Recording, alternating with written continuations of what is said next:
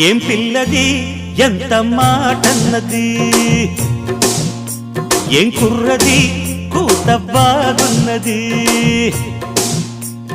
సిగ్గుల పురి చెక్కిలి తనకుంది అంది, చెక్కిలిపై కెంపులు నా సొంతం అంది. ఎక్కడ ఏం చెయ్యాలో నేర్పమన్నది. బాగున్నది కోడే ఈడన్నది,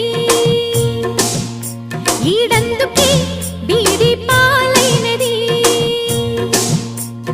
కమ్మని కల కళ్ళెదుటకు వచ్చేసింది, కొమ్మకు చద వీడేనని ఒట్టేసింది.